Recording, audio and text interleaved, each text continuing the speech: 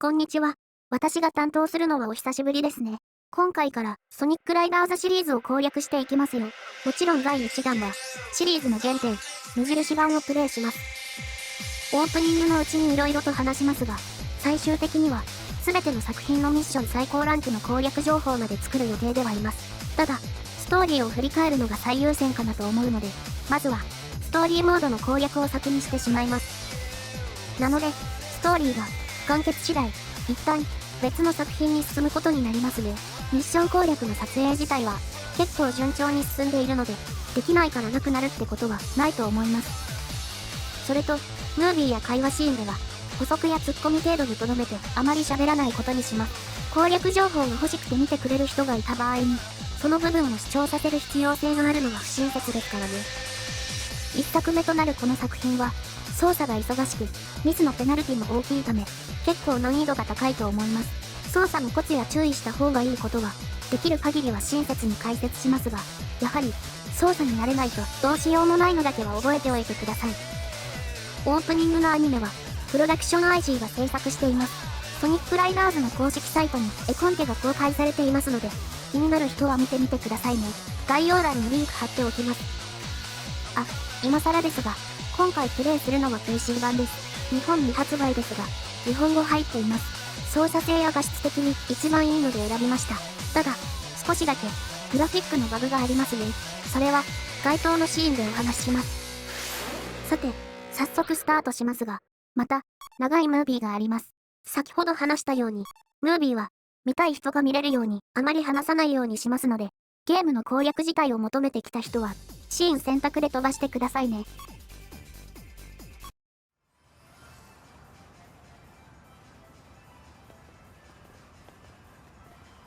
この辺りに反応は。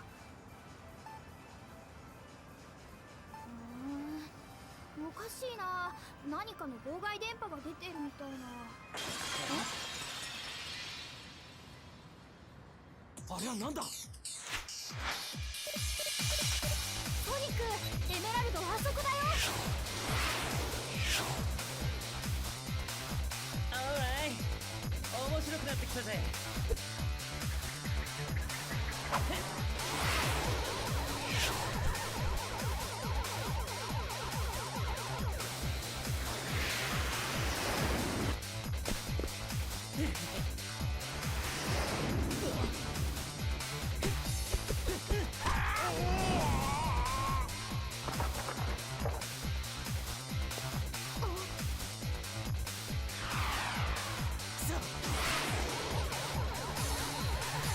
ストームを後ろに引きずりながら、飛んでいくウェーブの技量すごくないですか？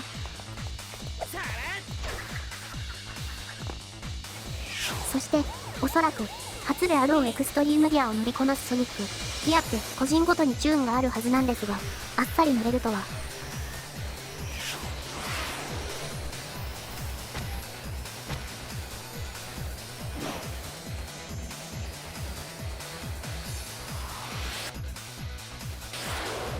ゆるいぜ。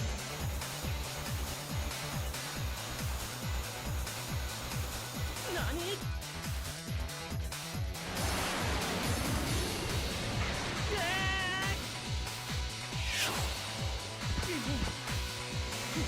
地上最速やらも大したことないな。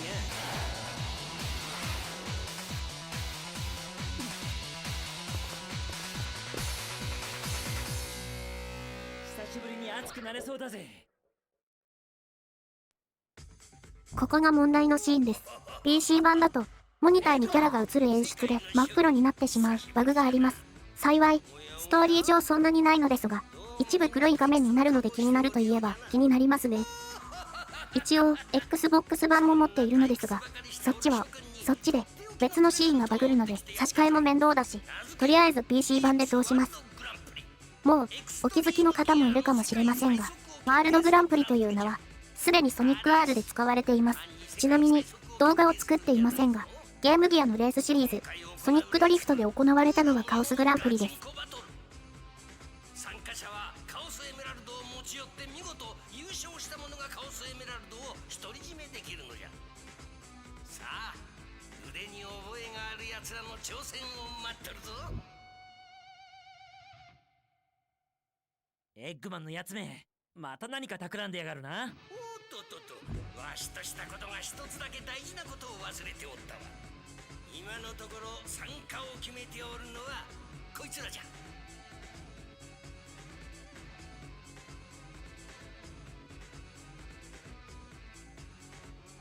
あいつは世界最速決定戦。面白いじゃないか。スタートダッシュは50まで下がって 2.6 ぐらいから走り始めるといい感じです。最初のジャンプ台は遠くに飛びたいので、スティックを上に入れて飛びましょう。早めにジャンプを押し続けてチャージ。ジャンプ台に入ったら、しっかり上に入れてからボタンを離すとミスしにくいです。着地したら、左に移動、リングの列があるので、少し前でチャージ。5つ目のリングと同時にジャンプすると、その先の看板を蹴って100リングゲットです。100リングを取ると、一気に、レベルが最大に、スピードやエアの上限が上がって有利になります。トンネルが左右に分かれますが、確実に勝ちたいなら、左、ちょっとでも巻き返したいとかで、とにかく短縮したいなら、右に行きますが、ソニックは、能力の関係で、左の方が安全です。この作品の場合、グラインドレールの上で、もう一度ジャンプボタンを押さないと乗りません。他の作品で慣れてる人は注意。ゴール前は、下を入れると、高いジャンプになってショートカットルートです。今回は、失敗して普通のルートです。リフトで移動中、キーを左右に入力するとエアーが溜まりますが、これは間違い。各ゲーム機と同じで、スティックを回してください。そうしないと十分に溜まらないし、遅くなります。この時は、表記に従った方がいいのかと思って左右入力してしまいました。トンネル前のジャンプですが、無理にやる必要はないです。仮に毎回成功させてても、たまに着地地点に車がいて、トリック失敗の時もあります。時間が余っているので、この隙にスピードタイプについて解説です。ステータスとしては、カーブが少し苦手なものの、それ以外はどれも高め、ドリフトができれば問題なく曲がれます。また、固有スキルのグラインドは、自動で進んでくれるため、他のタイプと比較した場合は、操作の難易度が低めです。最初のジャンプですが、100リング取得後は、正直どっちでもいいです。下の方がグラインドできるので楽かつ、エアーの節約にはなります。この作品では、エアーの枯渇だけは気をつけてください。速度減少やアクションの制限のデメリットが大きすぎます。なくなった場合は、ピットに入ることで補充できます。満タンまで待つと遅いので、最低限補充して、次のジャンプ台とかでしっかりトリックして貯めましょう。あとは、序盤でできる限り逃げ切ることを意識しましょう。落下したり、攻撃されると、その場でリングを落として、レベルが初期に戻ります。レベルが下がると、また、攻撃のループに入りかねないので、逃げることができるかで、難易度が大きく変わります。逃げ切って1位でクリア。クリア条件は3以上なので、余裕でしたね。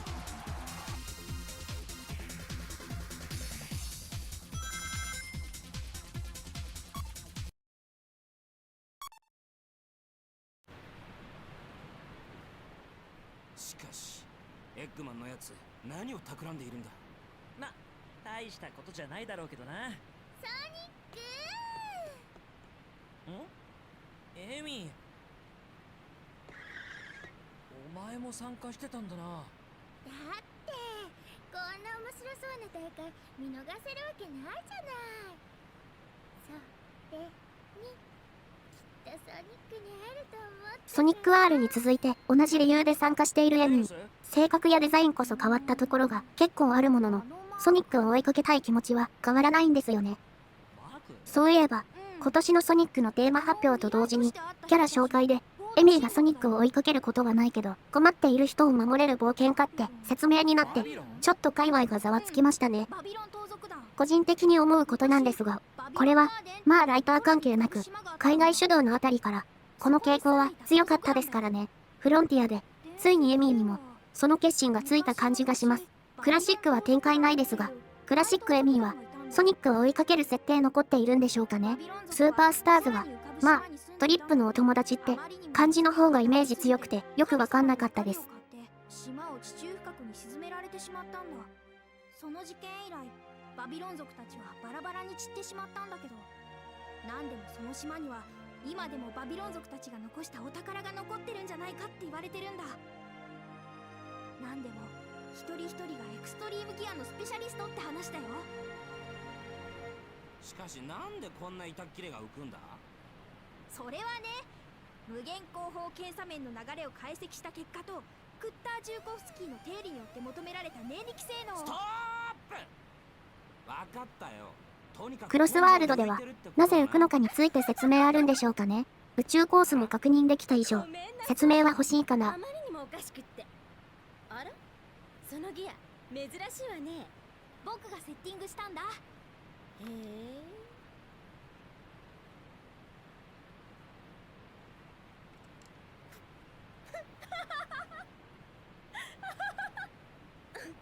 ごめんなさい。まさかこんな素人みたいなセッティングで参加するなんて。ありがとう。面白いもの見せてもらったわ。またね、おちびちゃん。なにあの人、感じ悪い。そうだな。あれじゃテイルスがバカみたいじゃないか。ああ、テイルスはメカの知識だけはすごいんだぞ。ナックルズ、その言い方だと他に何もできないみたいにも聞こえますよ。次のレースが始まるちゃお。出場選手はゲートまで急ぐちゃお。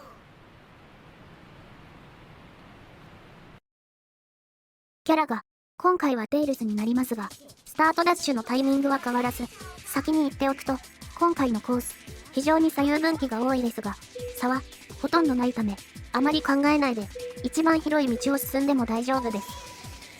最初のカーブを抜けた後は左から飛ぶと上のルートに行けますが、特に利点はないので普通に下の広場を進んでいいです。その先のジャンプ台はスティックを上に入れながらジャンプすると上ルートに行けますが、こっちもほぼ利点がないので無視でいいです。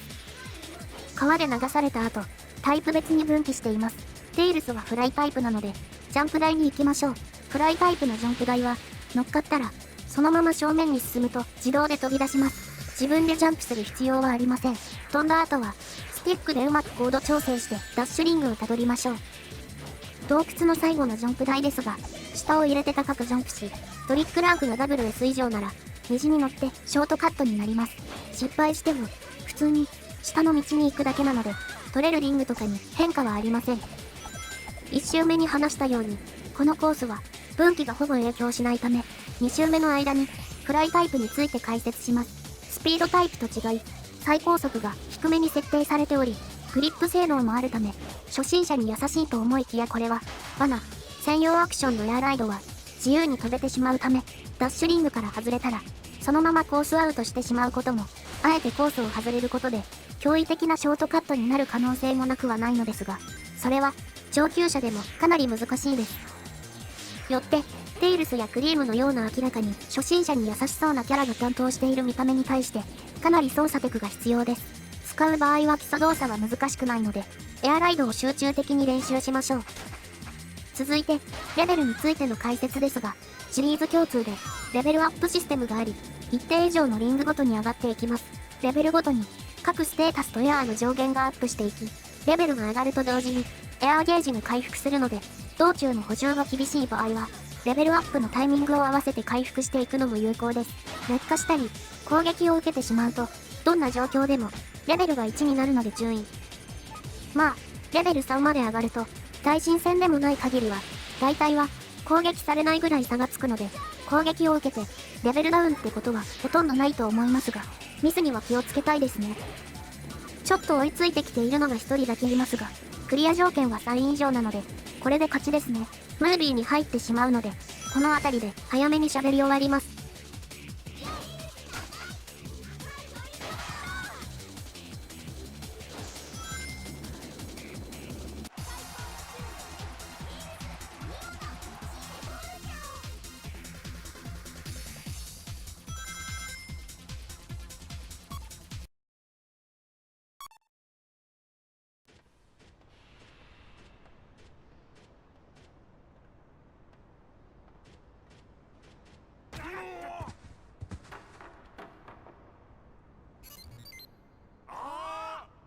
お前はこの間よくもやってくれたな。この前は取り逃がしたが今日は負けねえぜ。こっちこそこの前の痛みをレースで10倍にして返してやるわいな。おっとすまねえ。何何してるかいな。パンチってのはこうやってするもんだわいな。レースで勝負と言いながら殴りかかるストーム、そして被害に遭うロボット。すまんわいな。まさかこんなところで闇討ちを食らうとは思っていなかったわいな。もうすぐレースが始まるちゃお。まだ来てない選手は急ぐちゃお。くそ、こうなったらレースで決着をつけてやる。望むところだわいな。ここからが本番。ついに勝利条件に1位でゴールが出ます。ストームに勝つとは言いますが、もちろんストーム以外のレーサーが1位の場合でもミッション失敗になりますので注意。スタート直後、早速ジャンプ台です。飛ぶ距離はどっちでも変わらないので適当に。着地後ですが、正面に進んで途中トリック可能ですが、しなくていいです。着地してインコースに左に行くとダッシュパネルがあってスムーズに進めます。その先の直角コーナーの直後、ジャンプ台があります。上に行った方がいいのですが、これは見た目に反して上入力すると上に行けるようになっています。坂道を登った後に左に行きましょう。パワータイプなら障害物を破壊して進むことができます。ここに限らず障害物を破壊するとエアーの補充もできて若干加速するので、もし道中ロボットやドラム缶何かが置いてあったらぶつかりに行きましょう。また終盤には左側に100リングとショートカットルートがあります。100リングを狙うと落ちやすいですが、左側のショートカットに行くだけなら分岐点の終わりぐらいで少し左に入ればすんなり行けます。コースについては1周目で十分に説明できたので、今度はパワータイプについて解説します。3つあるタイプの最後の1つですね。ステータスとしてはスピードや加速率も平均以上は持っており、カーブが少し弱いですがパワーが高いため壁にぶつかったりした時の減速率が低いという特徴があります。能力は先ほど解説したように障害物を自動で破壊するので安全に走ることもできますね。パワータイプのキャラや能力はソニックシリーズでは玄人向けとなる作品が多いのですが、ライダーズシリーズでは一転してフライと真逆で初心者に一番優しい存在となります。他だとどうしても勝てない人はまずはパワーで練習してみましょう。3周目も解説。内容は LR ボタンの使い方についてです。L または R を押すことでドリフト体勢に入りますが、これを一瞬だけ押すことでその方向に向きながら減速します。左右に連打することであまり横にブレずに進むこともできますので、リングを拾いたい時や分岐で道がそれやすい時は利用してみてください。同時押しするとトルネードといってエアーを消費して設置技が出せますが、消費量が多い上に当てれる保証もないためおすすめしません。CP 優先程度ならそのエアーで逃げてください。一応ダッシュしてしまうとタービュランスといったものが発生し、一般的なレースゲームでいうスリップストリームのような後続に加速するチャンスを与えてしまうため、使い道が全くないとは言えないのですが、そのタービュランスも場所によっては邪魔なだけの存在になるので、むしろこっちが妨害に使えるかも。尺がないのでタービュランスの詳細はまた今度。ご視聴ありがとうございました。次はヒーローズ編の後編です。参考になった、楽しめたらぜひチャンネル登録と高評価もよろしくお願いします。それではまた次回お会いしましょう。本編は終わりましたが、ここからはちょっとしたおまけです。こっちの方が発売は早いですが、これまでやっていたオールスターレーシングを思い出すように、ライダーズシリーズにはセガキャラやセガ作品デザインのボードやバイクが登場します。ここまでいろいろセガ知識を知った視聴者の皆さんは当然見たいですよね。なので各攻略動画の最後にちょっとずつおまけでつけて紹介していこうと思います。今回はモンキーボールからの参戦ですが、いわゆる初期デザインの方ですね。新デザインだとソニックとコラボが何回かあるのですが、こっちで共演しているのは珍しいです。タイプはパワー。専用ボードのバナナに乗っているときはブーストするとボールに入って突進します。原作再現が素晴らしいですね。ちなみに障害物にぶつかるとパンチしてくれますが、これは当然ながら原作にはないモーションです。先ほど乗り物の方にもセガネタのものだと話しましたが、各キャラ専用じゃないと特殊な演出がないため、今は専用の方を優先します。実を言うとそれらのマシンは今後の作品にも続投していますので、必ずしも今回の作品内で紹介する必要もなかったり、今後もお楽しみに。一応パワータイプでメタルシティを走るので、走り方のガイドでも、一番最初のジャンプは、下の方が車がいるため、下に行く方がいいです。道路の途中を走っている車も、こっちがぶつかっただけで飛ばせるので、気にせず走れますね。トンネルの先は、右側のトレーラーを壊して裏道を通れます。その先も、左、右の順番で、3台の車があるので、エアーが少ない場合は、吹き飛ばして補充できます。もうすぐで3周目に入りますが、今から何か話し始めても、尺的にうまく終わらせられないので、残りは、普通にプレイをご覧ください。ここまで見てくれた人はありがとうございました。それではまた、次回も、おまけまでぜひ見てくださいね。